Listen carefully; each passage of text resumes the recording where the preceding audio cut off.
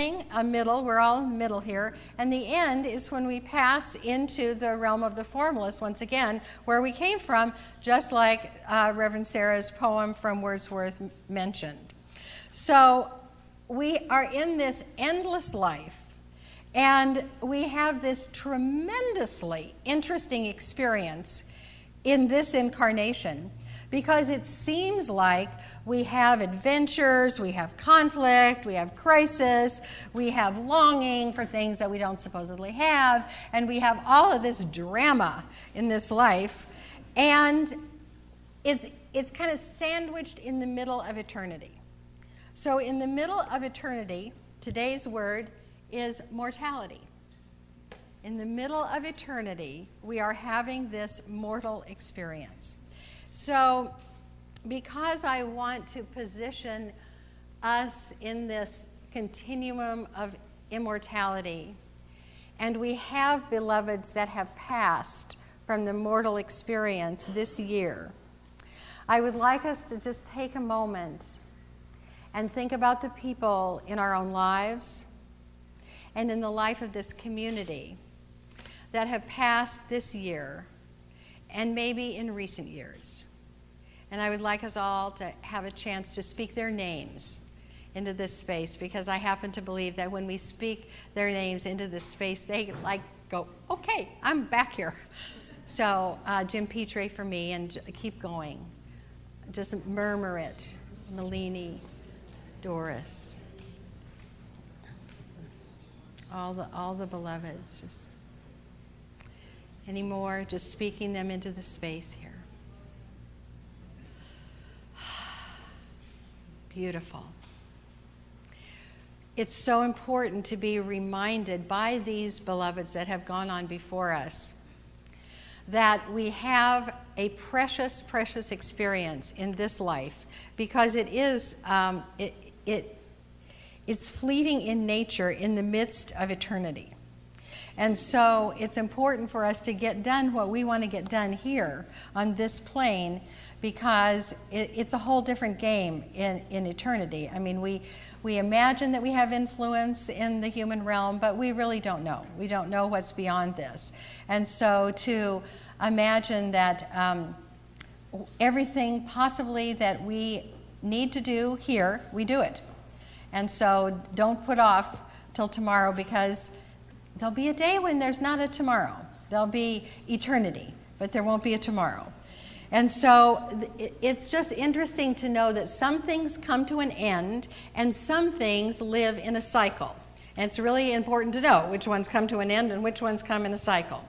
So this whole essay that we've been studying this year is actually a cycle. What we believe is a cycle, because it comes back to about where we were in the beginning of the year. And so I had a slide made for the first quote. This is really wonderful. So it goes like this. We believe in God, the living Spirit Almighty, one indestructible, absolute, and self-existent cause. This one manifests itself in and through all creation, but is not absorbed by its creation. The manifest universe is the body of God. It is the logical and necessary outcome of the infinite self-knowingness of God.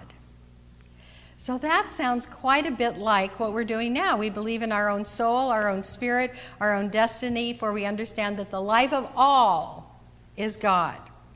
And so I went back to January and the messages that I delivered in January, and I'm bringing forth something that I said on the second Sunday of this year, because it interested me a lot, and hopefully it'll interest you, and that's the difference between eternity and earth.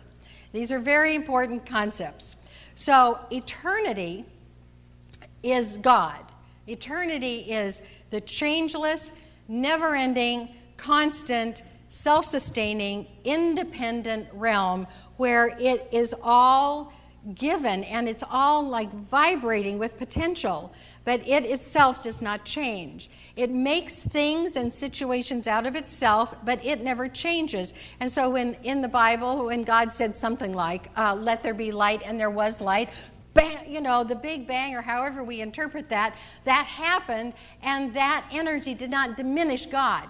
It was there, and God is still all there is and didn't use up anything, because God is constant and changeless and self-sustaining.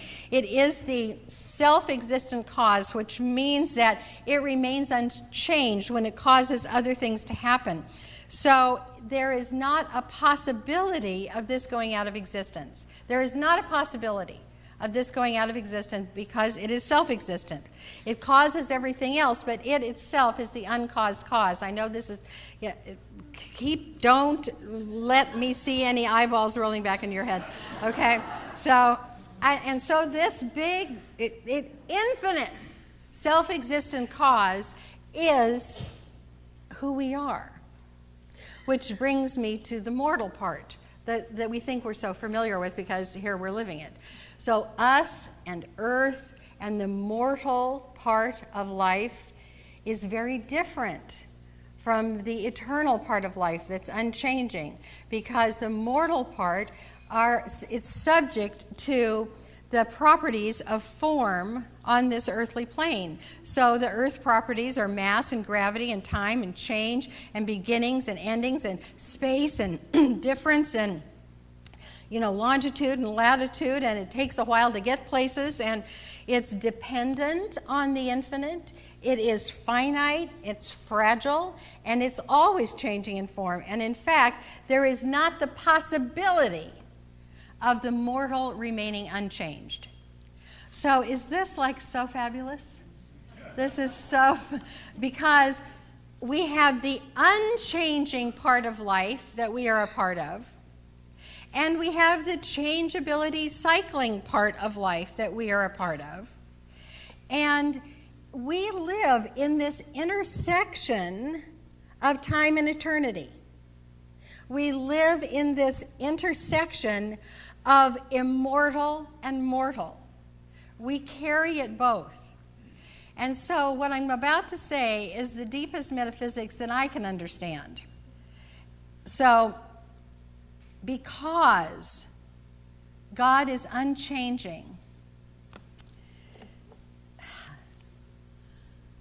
there are some limitations of God. And I want you to think about this in relation to, like, gravity.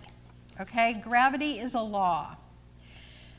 Gravity works on this earth plane. It always works. And there is an aspect of gravity that is also limited, because it can't just let something go.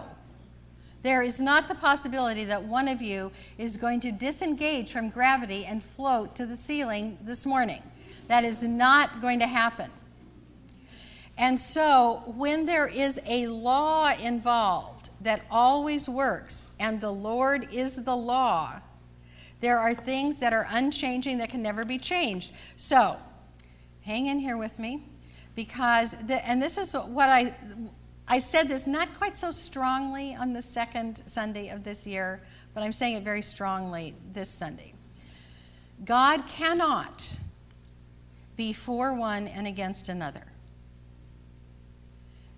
It is useless for us to pray for special recognition, for winning or controlling, because every single individual is equally loved by God, because we are of God. There is no separation between us and God.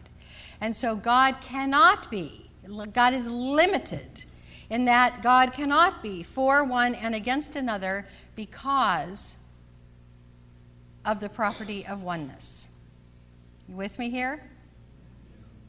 Great. God cannot leave us. As alone as we have ever felt, as disconnected as we have ever felt, it is our imagining, it is our game playing with our little mind, say our little use of the big mind, so that we say, well, I'm alone, I'm estranged, I'm separate, I'm hanging off the cliff here. Impossible. because God cannot leave us, because the property of God that is operating here is omnipresence. God, am I on track here? There we go. Good. We are God is omnipresent and cannot leave us. So next is, God cannot be bargained with. So it's useless for us to say, to pretend like, oh, I didn't really mean that. You know, when we make a statement about whatever we believe in that we can tell is limited, we can't say, oh, well, I didn't mean that, or I'm just imagining that, or go easy on me, God, or if I do this, will you do this? Doesn't work. God can't grok that, because there is nothing that God does not know already. God is omniscient. And lastly, God cannot be added to or diminished, because the wholeness of God is the capacity to create everything all the time. So nothing that we have ever done can diminish God. Nothing that anyone else has ever done can diminish God. Or nothing great that we have ever done can add to God, because God is all-powerful all the time, omnipotent. So God, the first cause, infinite intelligence, the creator of all, is all in all the time. Okay? Are you with me here? Do you understand that because God is all in all the time, that God is kind of limited in that God cannot withdraw? God cannot withdraw anything. It's all here, right now. But after a year of this study, what we come up with is how we fit into this allness, and how our interesting experiences of lack play out in this eternity of God. And it turns out that there's an aspect of us mortals that is limitless, where God is limited. Because God gave us the freedom to choose. So we can choose out of the limitless nature of us leaning into the truth or pretending we don't know it. We can be for one and against another or not. We choose. We have a capacity that God does not. We can play this pretend game. And we can choose to live in the oneness that is a part of first cause, or we can pretend that there's this real stuff called competition and conflict and sides and war, and we can pretend, and it feels very, very real, because we have the choice in every moment to experience separation or oneness. Remember, oneness is God giving it all the time. And we can say, yeah, I'm swimming in that pond. Or we can say, no, I'm going to hold a grudge. I'm going to use my freedom to say that that person over there is not as good as me, and I'm just going to be mad at them because I can. So out of the limitlessness of us mortals, we can also choose to lean into God or not. We are one with God. We are not separate. But this incarnation sometimes makes us feel like it's kind of a hide-and-seek game. I mean, that's putting it really mildly, right? We can lean into God or not. We can be like the lover that seeks the union. We can lean into our source and all the infinite good that it is there, or we can pretend that we're alone. We can pretend that we're limited, because we have the freedom to do that. Now, when we are caught in that game so firmly that it feels like lack is a real thing, it doesn't feel like freedom. But I'm telling you, it is. It is your freedom to lean into the allness of God, or to pretend that you're separate and hanging out here with not all the goodies to play with. Next, we can know or ignore the truth. We are one with love, with wisdom, with peace. Or we can look for the appearance of separation and lack and loneliness. Now, when I asked you to remember the names of our beloveds that have gone on, a very natural response of us on the human side of things is to feel sad and to feel lonely because their presence is not here in the physical anymore. But if we can hold that these bodies, these bodysuits that we live in are how we feel emotion. We feel emotion by certain chemicals, coursing throughout our body, and it makes us feel sad or feel afraid.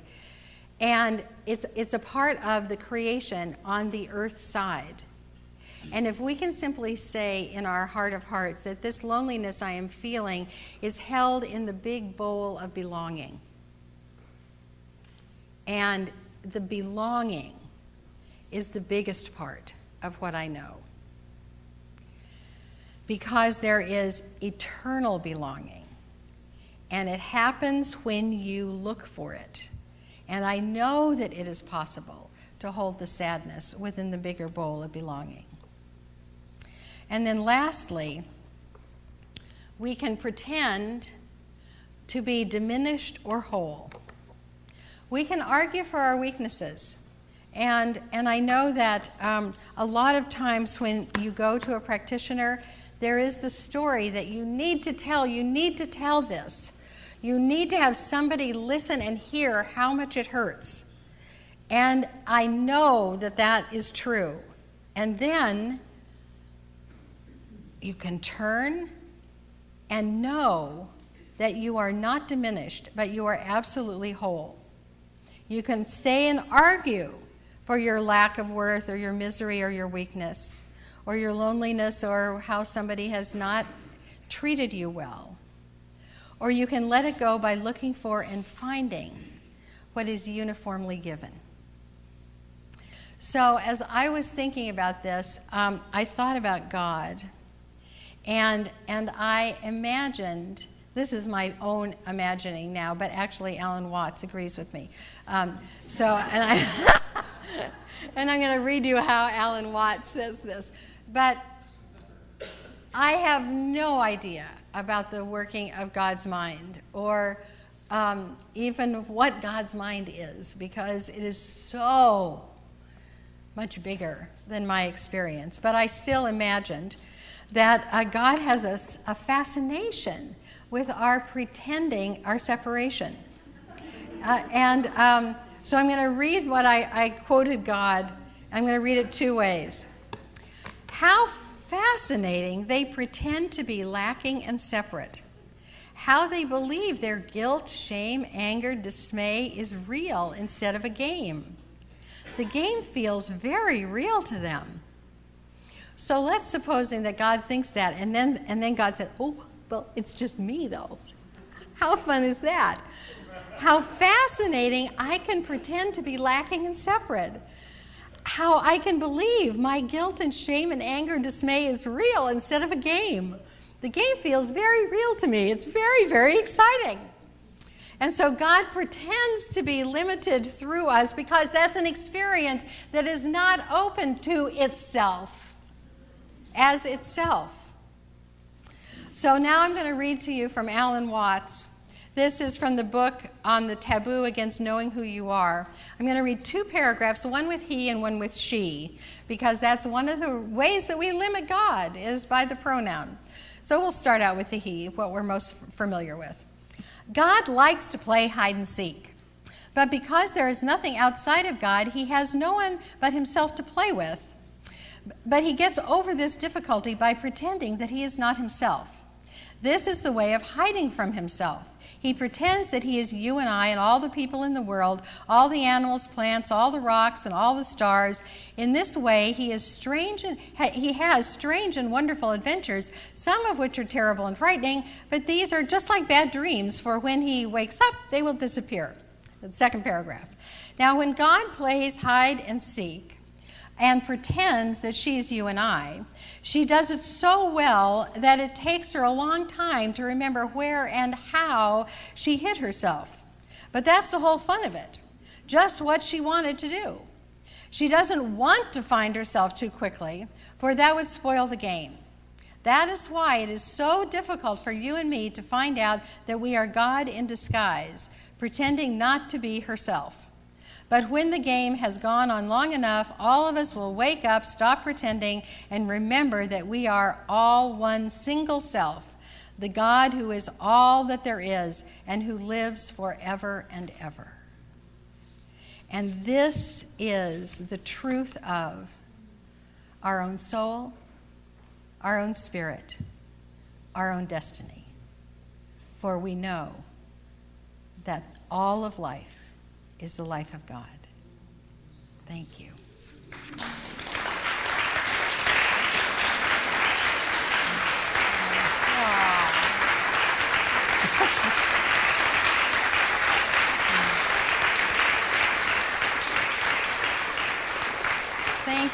Thank you.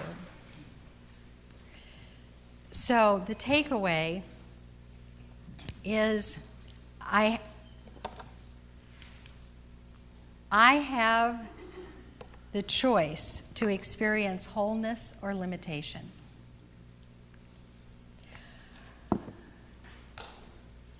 As I was preparing this talk, I went to the very, very same William Wordsworth quote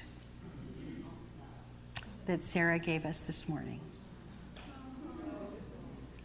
We didn't speak about it. It comes from a poem called Ode, Intimations of Immortality from Recollections of Early Childhood. And the part that I quote is, "Our birth is but a sleep and a forgetting. The soul that rises with us, our life star, has had elsewhere its setting, and cometh from afar. Not entire forgetfulness, and not in utter nakedness, but trailing clouds of glory do we come from God, who is our home." Oh, turn within with me. And let as we shut out the delights of sight, we turn within and realize that we have within us all the people that we love, whether they are incarnate or not. We have all those people that we named that have come to visit us this morning. And we have those who are living now or maybe even yet to come into existence on this earth plane, at home in our hearts in love.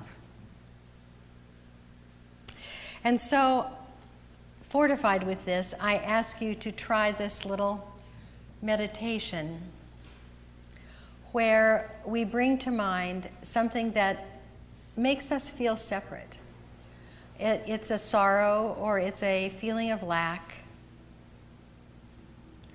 And in this moment, we literally have the idea that we are wearing this garment of sorrow.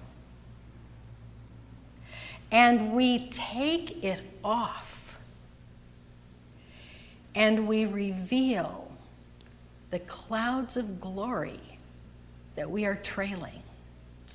For there is no separation between ourselves and our source. There is no separation between ourselves and everyone else on this planet. Everyone is God in hiding, and we can see who is hiding in there. Blessed, blessed be.